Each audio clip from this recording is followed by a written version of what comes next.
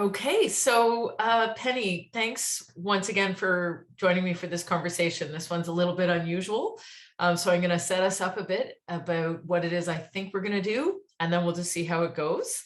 Um, as you and I have had a chance to talk about a bit over the years, really, but in particular in the last few days, we have I think, great opportunity to try to understand perspective beyond what people and humans and society typically say they want, by taking into consideration the wider ecosystems, sort of non-human stakeholders, other species, etc. And given your role in our sort of human ecosystem in facilitating conversations with Earth and with people who are having conversations in relation to our natural world, it seemed like a great jumping off point to, let's say, experiment with the idea of interviewing non-human stakeholders. And I'll just say right off the top, I realize it's a bit of an absurd and maybe even inappropriately audacious construct. And I also feel like it's essential and an opportunity to try things a little bit differently. So that's the context in which this interview will play out, a bit different than several of the other ones happening for this materiality assessment on Google. But with that, I'll let you introduce yourself in whatever way feels right, given this conversation. Yeah, thanks, Lorraine.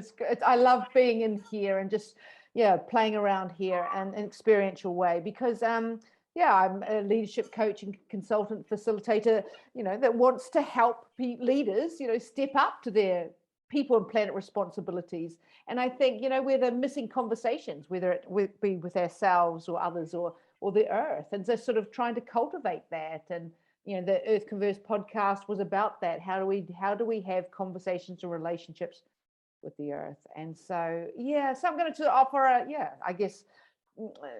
exploring these questions in a nature-based way. So Fantastic. And as we talked about a bit off the top before hitting record, I give ourselves full permission to sort of step in and out of character and test the boundaries of this kind of structure of a conversation in whatever way feels right. There's definitely no rules that I'm aware of for this one, so we'll just sort of see how it goes. As I typically do, I just wanted to double check if you have any commercial relationship with the company Google Alphabet, but before we get underway here. 4 years ago, I was through another leadership program, did a retreat with Google Cloud. Interesting. All right. And you're probably, I'm guessing, also a user of Google services. Yes, I am. Yes. As we all are. Yeah. Cool.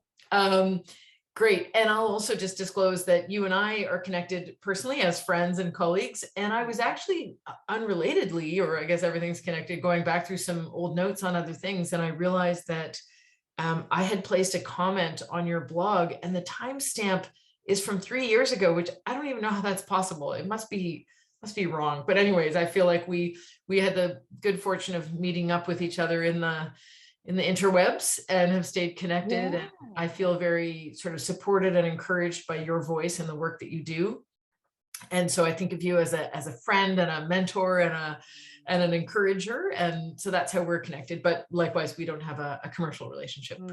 So you're my first Twitter friend. Oh, golly, you might very well be my first too. I was surprised to see that timestamp. I was like, oh wow, I feel like, anyway, time is doing funny things. On that note, let's just jump in here. And here, again, you can sort of speak from whatever perspective makes sense, from hyperlocal to sort of completely wide open universe. In this instance, I'd love to hear your understanding of what you would like the future to look like, because we're going to explore Google's business model in relation to contributing to or undermining that future. So it'd be really helpful to hear in your own words how you would express the regenerative future, the flourishing future, whatever vision of the future you want. I think that's the lovely starting point, isn't it? And I guess in terms of how I will sort of like kind of answer these things is that the process of like taking it to the land, you know. So it was an opportunity for me to really hold that question and go out in my own solitude into the mountains here in Mallorca. So both in that question, which I think it's a question that I hold a lot, and also specifically for, you know, this conversation, as well as with Google. But the regenerative future for me is like what I actually experience. I think we see it, you know, we know, as you know, it's evidence of that flourishing, like it's interrelationship of beings, and there's both a calmness and a vibrancy. and then I think of that, like where the community is self-sufficient and mutually collaborative, and there's a sense of safety and wealth, like holding it. So I think in terms of our, you know, where we see it in the world, there are pockets of it, but we just, like I see it sort of amplified, the best of human potential and co-creation with nature amplified across the globe and the universe. I don't know, that's how I see it, because it's here. It's here. It's just not in many places equitable and just and flourishing. What a beautiful vision. I'm wondering if we can just hover there for a little bit longer, because you are one of the few I know who can describe it and say that you're already seeing it, like it's already here. Could you pick a piece of it where you're seeing it and just describe in a little bit more detail, what is it, or maybe what's different about the degenerative version, if you had to kind of compare and contrast a little bit in as much detail as feels possible right now? Yeah, I think it's a lot in terms of Mallorca here is a sort of an island. I know in terms of taking a sort of a regional perspective, when you've got the mountains and the rivers and the catchment, that you can take a holistic look at that. So there's lots of energy around that in terms of like Daniel Val's incredible work, you know, the author of Design Regenerative Cultures. And then I suppose it's like where it's the little initiatives, whether it be in the village of a community theatre, or reviving around the wool of the sheep, which was, you know, literally a wasted byproduct, and is now integrated into it's for either in terms of produce, and also sort of whether the seeing the value of the sheep in terms of the trampling of the soil, or just, yeah, I guess it's sort of like seeing where one was a sort of like a pest and just used it sort of just for their meat, that actually there's another I don't know, potential. And I guess it's just about whether you can see the potential that exists, whether it be in the people or the ecosystem. I love it. So that I'm gonna put this thought bubble out just to sort of watch as we go through the conversation, that future you're describing really sounds like realizing our collective potential. There's just so much, you know, whether it's different cycles of life forms interacting with one another, or different relationships, it really seems that the word potential is feeling really prominent there. So that's awesome. Thanks for giving that more color. Really appreciate it. We're going to dive into the Google specific questions now. And again, realizing this is a, you know, really wide, like, what does Google have to do with the whole earth? And can you please, Penny, own that answer? So we know that there'll be certain just inevitable constraints in how far and deep we can go here, but we'll see if we can at least touch some of the possible ideas. So the first question specific to Google is, if you are thinking about the positive impacts, when you think about Google's activities and impacts, what do you believe the company is doing, if anything, to create the future that you just described? So what evidence or examples would you point to in as much detail as you can? And I see in terms of the network, like there's such complexity and Google makes it easy for us, doesn't it? In terms of, and so if I go out into the land and see that complexity and the interrelationship, I see there's whether it's accessible to us, like that the idea that the information is accessible and it can be touched very easily. And so I guess, and there seems to be that if it's like there's some democratization of information, that anywhere I can access that in any wherever I am. And so that's yeah, there's a that potential of that is phenomenal, isn't it? Yeah, it's almost like the complexity of the natural world is being rivaled by Google's complexity. And so how do you see that as a positive, or what are some of the positives for Earth that come from that? Because it's there's the field, you know how they say in terms of there's the information in the field, like we are remembering it in many respects. So Google is accessing this, is bringing this up in a easy way of that. That's what I felt. Wow. So and yeah, it's all there, and in one way Google is in a concentrated way of trying to organize that. And are there any particular kinds of information that you feel are really beneficial to sort of bring forward or make accessible or help us remember? And I feel like, and it was particularly, where you feel like this now, and maybe even now I'm thinking about COVID, where the expression of the gurus came down from the mountain. Like now you have an access to incredible wisdom and people that we would have never had been able to access. I would have never heard I don't know, I love Tara Brach or Charles Eisenstein, Zach Bush. I mean, through the accessibility that I can access that. I mean, that's incredible, isn't it? So if we have a choice, and this is the dark side, we can access information that we would have never. It would have been very difficult to access. Or so many of us accessing so much of it, at least. Yeah. Awesome. And what if you go the other way towards the negative? Are there impacts, activities of the company's business model that you sense they're not having such a good effect on Earth? And I really posed this sort of question, and when I was there, and I just sort of stood, I felt myself standing still, and this sort of like this breeze came, and I thought, and that's the thing, isn't it?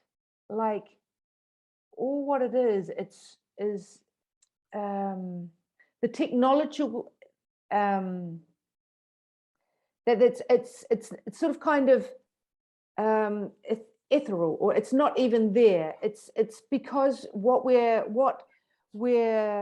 there's such the emphasis on the technological solutions is that it's not felt. So for example, we give away our information. We search for the other to tell us what it is. We have so much information, but we're really not listening to our own technology, our own wisdom, and we're our own, and sort of and feeling it, like the rocks, and you can be felt, the sun can be felt, the rain can be felt, what Google produces cannot be felt, and that's a huge shadow. Wow.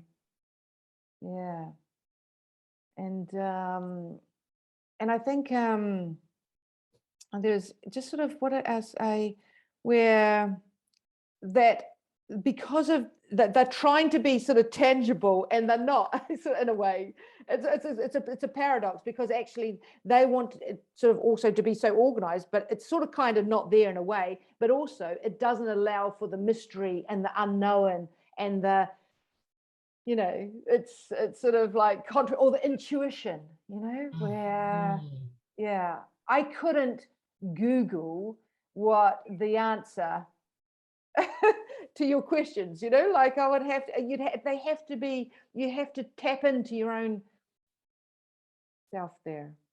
Yeah. Wow. Yeah. And I also like where, what was that? I wrote it down that where, yeah,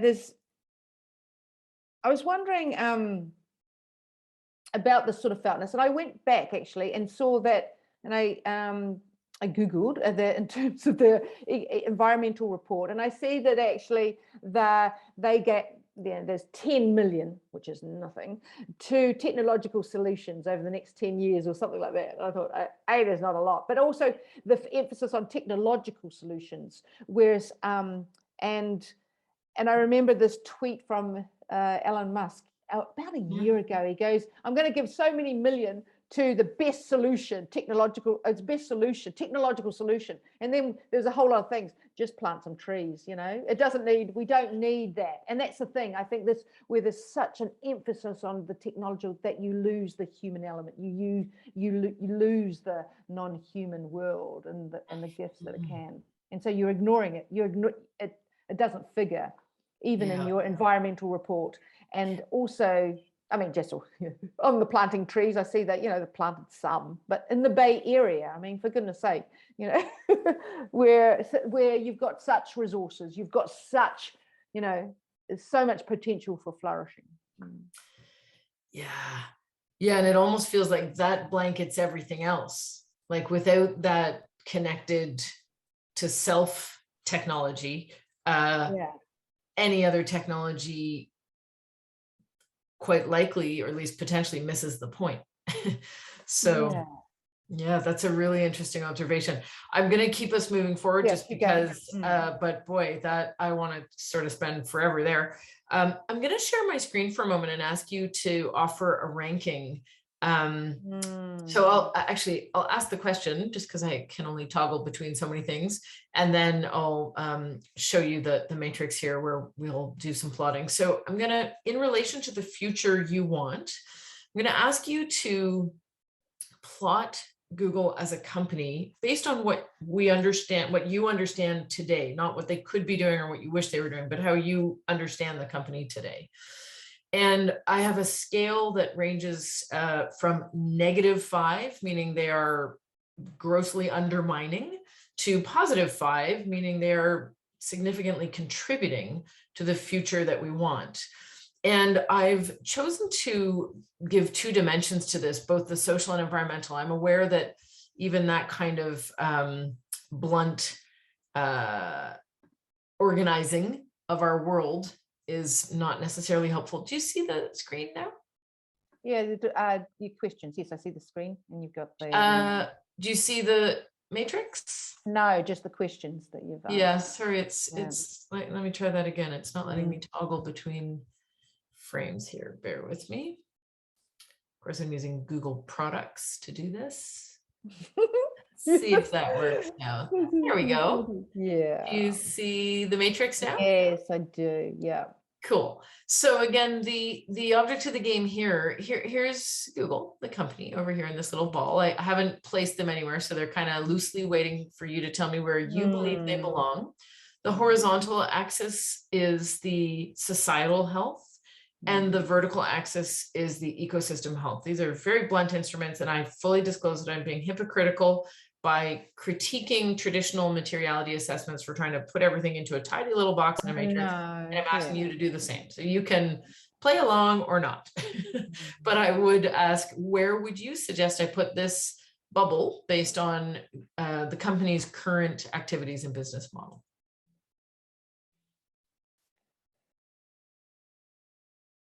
It's a slight top right box, but just one, just there.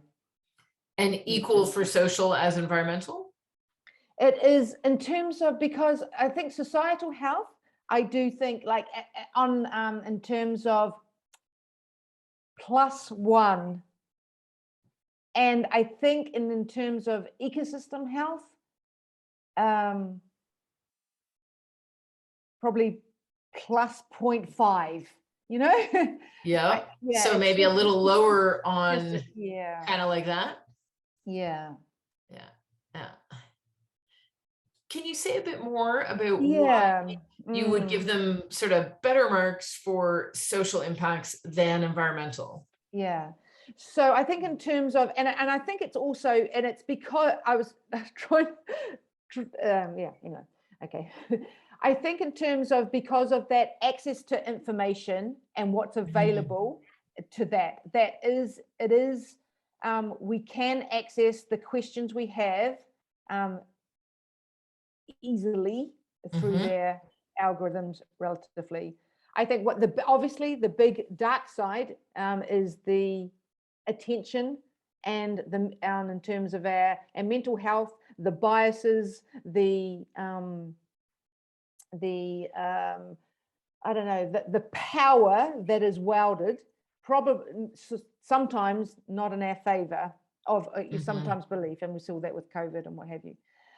In terms of ecosystem health, they, like, I think in terms of, I don't know enough, but I don't feel like in terms of that regenerative future, like they do it in terms of the minimum with a little bit extra, you know, like in terms of, yes, from, it's very slight, and yeah.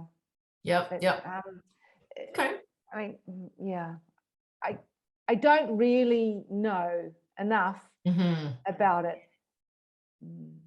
Yeah, no worries. They are, you know, a $250 billion a year company. There's a lot of things going on, so it's hard to sort of put them in a nutshell. But that, based on, you know, your experience and your impression, that is good to know. So we're going to shift gears a bit now and go into some imaginative questions, as if we already weren't kind of, you know, traipsing along in the imagination world, having you speak on behalf of Earth. We're going to go even further and put you in charge now. So this just in, you, in whatever form you want to be, are in charge of everything. Nothing is in the way.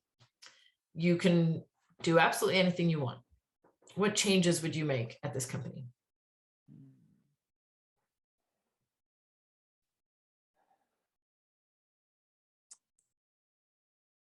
I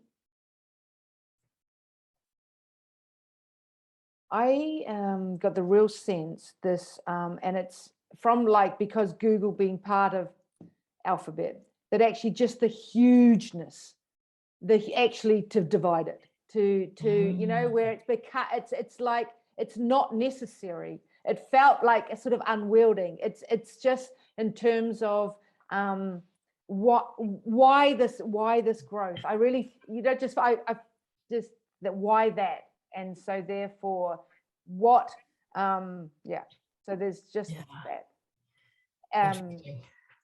and I think any other changes?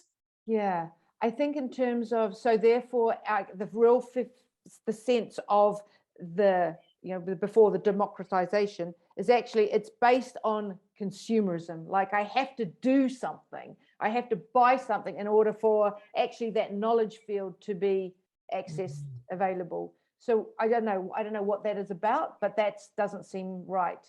It doesn't seem that actually it's our information in a way. It's like in terms of the commons or whatever. I don't know what that means, but it just felt, yeah, too big, too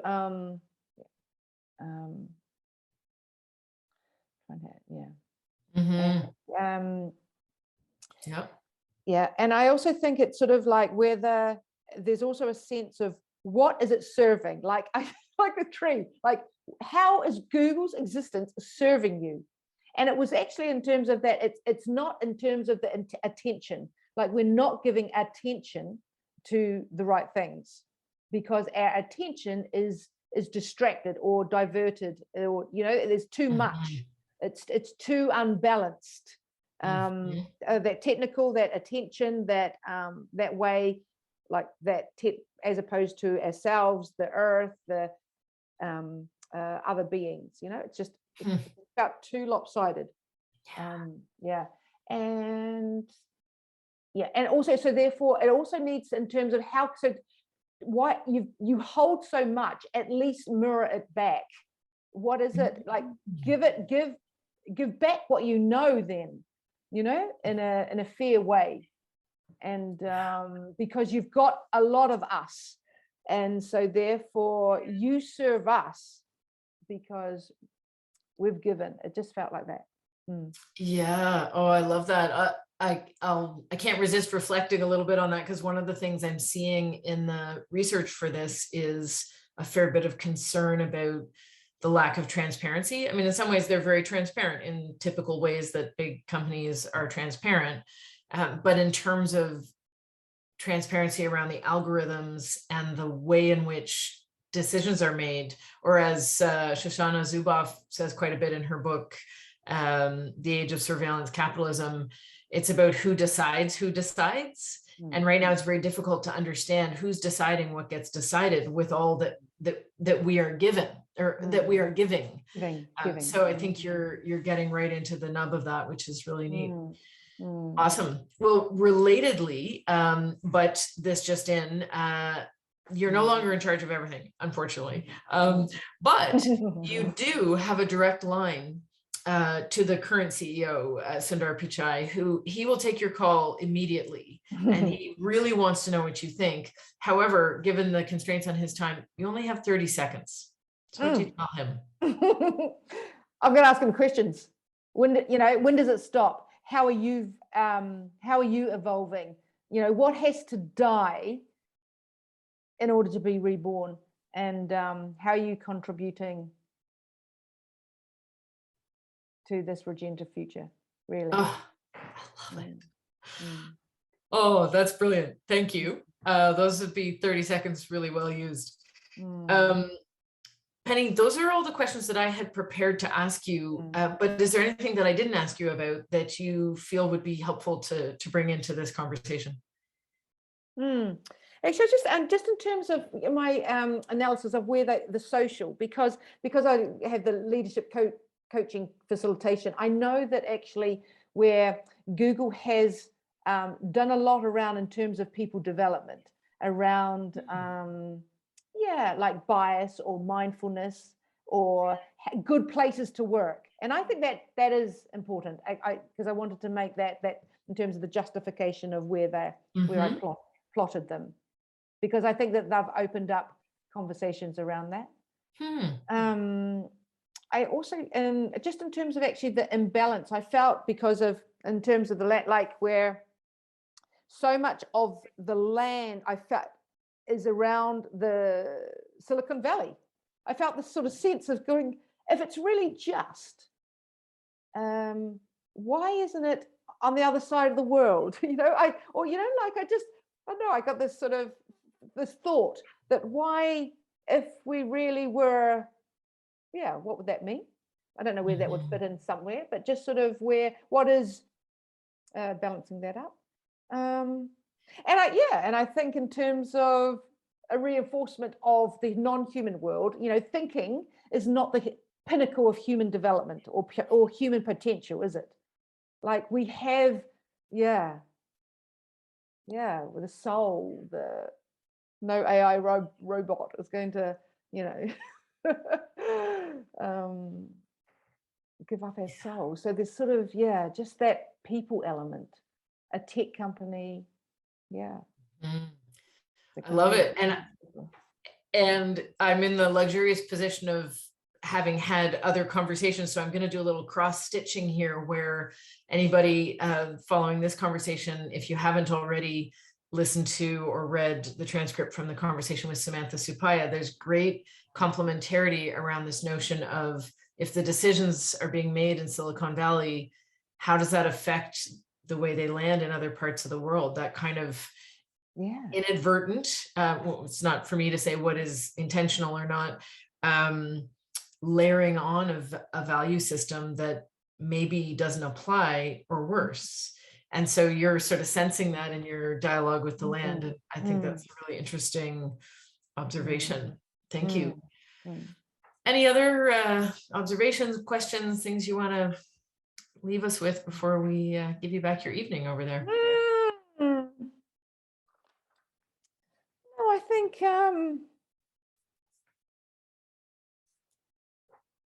they will do.